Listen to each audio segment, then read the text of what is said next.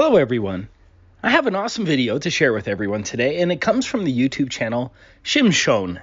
Shimshon currently has only 4 subscribers, and so I highly recommend you head over to his channel, subscribe, and show your support and gratitude. I'll have a link in the description. Shimshon has a serious tech background. He was a graduate of University of California, San Diego in the STEM program. Unlike the globe trolls who frequent our channels, Shimshon actually worked in the purported space program.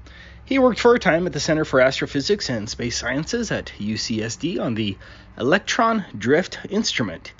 He wrote most of the code to control the test harness to develop the instrument and refine its operation. This was allegedly launched on the space shuttle, but it more likely just found its way onto a satellite balloon, much like this one.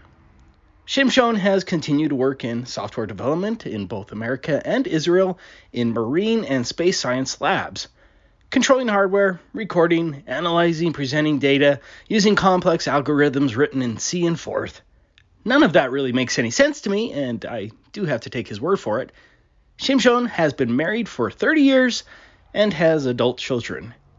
He also wanted to give a shout out to the Owen Benjamin Israeli Bears. Shimshon actually first came to the Flat Earth when he saw Owen Benjamin's analysis of my video, Our Flat Earth Journey, Romania, back in 2019. Owen, if you happen to watch this video, I just want to thank you again for helping so many people open their eyes to the truth of the Flat Earth. Anyways, after watching Our Flat Earth Journey, Shimshon decided that he wanted to see too far as well, but in his own way. Filming long distances has now become a hobby for him. That brings us to this particular footage that was taken on May 14th, 2023 in Israel. According to Shimshon, he had been preparing for years to capture that very footage. The current recognized world record long-distance ground-to-ground photograph from the Beyond Horizons website is this photo at a distance of 275 miles. It's an impressive record, but that world record pales in comparison to what Shimshon filmed, and this wasn't filmed from the top of a mountain, but only from about 133 feet. The observation comes from the Ashkelon National Park in Israel. According to Google Maps, the elevation at that location was 128 feet. Add 5 feet for the camera's tripod, and that gives us an observation height of about 133 feet. I have the coordinates listed here on the map. This was his camera and setup on that day. I don't know much about cameras, but Shimshon is using a full spectrum infrared camera here. According to Shimshon, this is better than the Nikon P1000 for long distance viewing, and it cost him less than $600.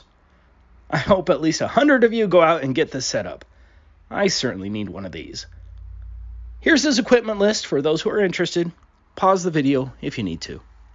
Much like this Canigou photograph that was taken in France from a distance of 163 miles that you can find on the Beyond Horizons website, Shimshon instead planned to capture the setting sun behind the Greek island of Crete. But the distance between Ashkelon National Park in Israel and the highest point in Crete was 616 miles. That's 453 miles further than that Canigou photograph.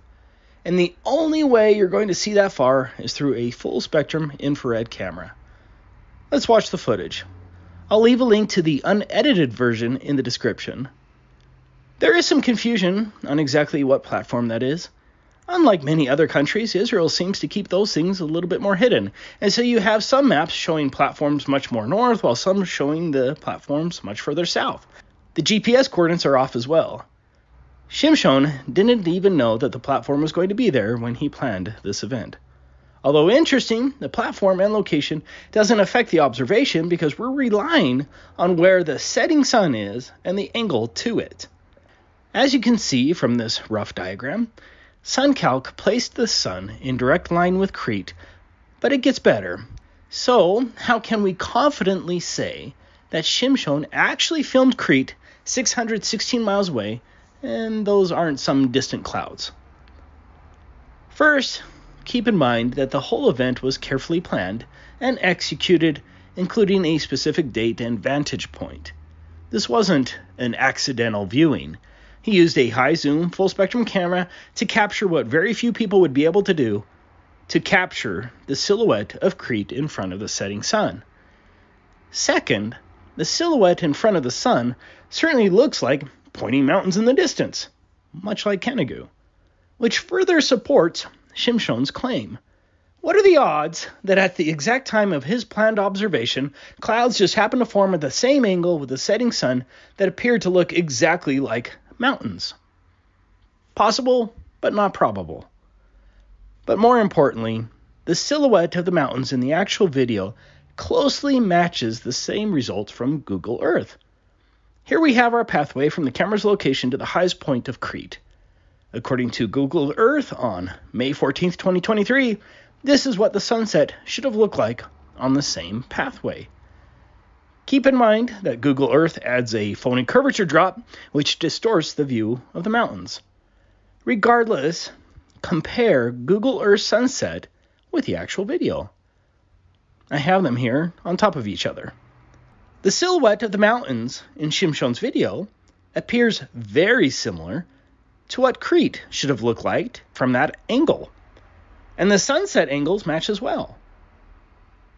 Those two facts strongly support the claim that Shimshon did indeed film Crete. Let's get to the coup de grace of the globe.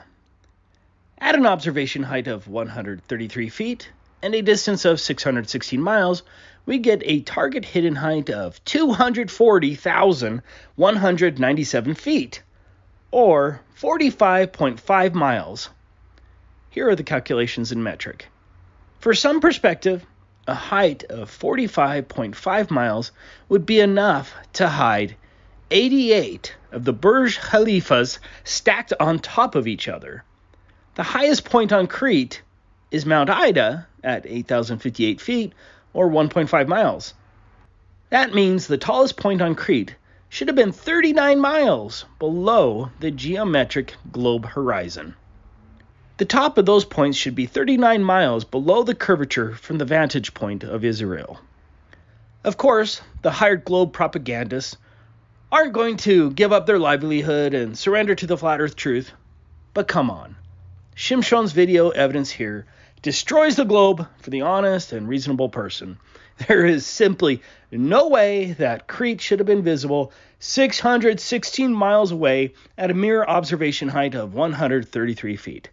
I don't care what imaginary pixie dust you throw at it in your ridiculous attempts to maintain your globe indoctrination. The globe illusion is dead here. Thank you for watching.